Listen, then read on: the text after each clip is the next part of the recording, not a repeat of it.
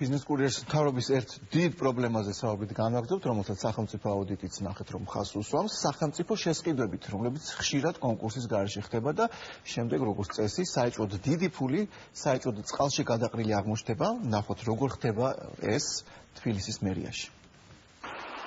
ხიდი, რომლითაც ზაჰესის და ავჭალის მოსახლეობა სარგებლობს, მეათე თვეა დაკეტილია. თბილისის საკრებულოს წევრი ამბობს, რომ მისი რეაბილიტაციისთვის ბიუჯეტიდან თანხის სოლიდური ნაწილი უკვე გადახდილია. ირაკლი აბესაძე მერიის ჩინოვნიკებს უპასუხისმგებლობაში ადანაშაულებს და კორუფციული სქემის კვალს ხედავს.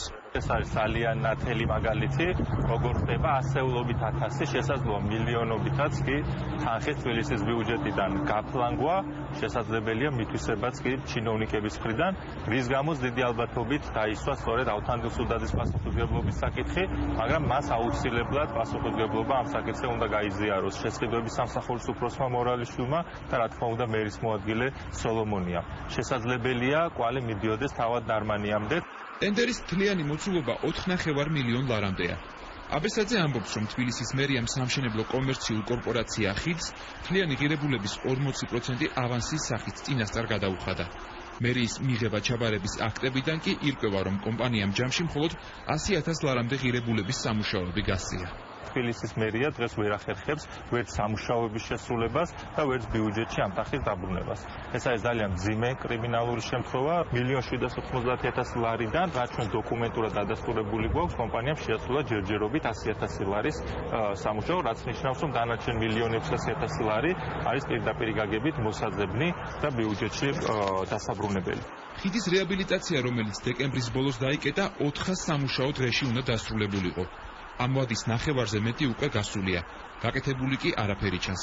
მოსახლეობას ქალაქთან დამაკავშირებელი მთავარი არტერია გადაკეტილი აქვს და მათ ჯერ ფეხით კილომეტრნახევრიანი გზის გავლა, შემდეგ კი ავტომობილით დამატებით 5 კილომეტრის შემოვლა უწევთ. კილომეტრნახევარზე მეტია ფეხით გამოვლა უწევთ. დეკემბრის ბოლოს დაიკეტა ორივე ხიდი, ცენტრალური დიდი ხიდი და აი მატარების დროს გამოვალი ხიდი. ძალიან გვაწუხებს მოსახლეობას. უგზოობა ვერ მივდივართ.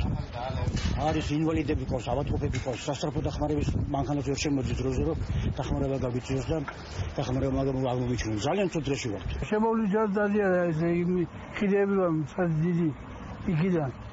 ანაგიდან, კონიაკიდან. რამდენი კილომეტრის გავლა გიწევთ მეტი? მეტი 5 კილომეტრი მინიმუმი. აქედან რომელია? აი უკვე მე-9 თვეა რაც გადაკეტეს და ესე ვაჩერებთ მანქანებს და უწყვალობთ რა. სამსახურის შორს არის გვიწევს კრუგების დატყმა და ესე მთელი მოსახლეობა წვალობს. მოკლედ მოგწყვიტეს რა ქალაქს რა ასე რომ ვთქვათ რა. გზავრობა გვიჭირს. გზავრობა, იმიტომ რომ 5 წუთში მისასვლეს უნდებით მთელი საათიდან. ცოტა რაღაცა ბრძოლებისთვისაც ძნელია, რა თქმა უნდა, მთელი დღის დაგესკადიან ცხეთის ხიდამდე.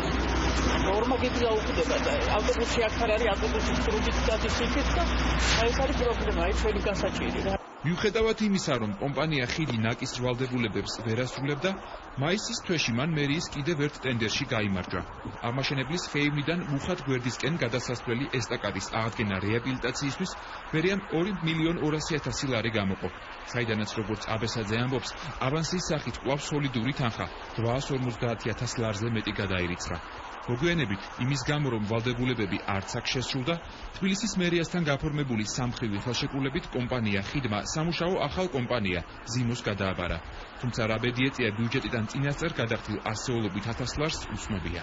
შეგვიძლია ვიფიქროთ, რომ იქაც ეს 900,000 ლარი ფაქტიურად არის დაკარგული, სხვა ინფორმაცია ჩვენ ჯერჯერობით თბილისის მერიისგან არ გვაქვს.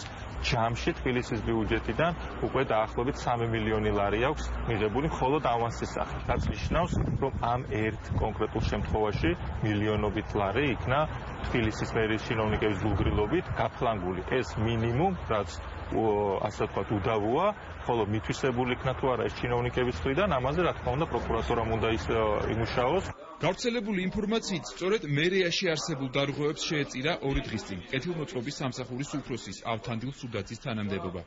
ასევე ვრცელდება ინფორმაცია, რომ გადადგომაზე განცხადება მერის მოადგილე გიორგი სოლომონიასაც დაწერილი აქვს. თუმცა ჩინოვნიკების ცვლილება პრობლემებს ვერ ცვლის.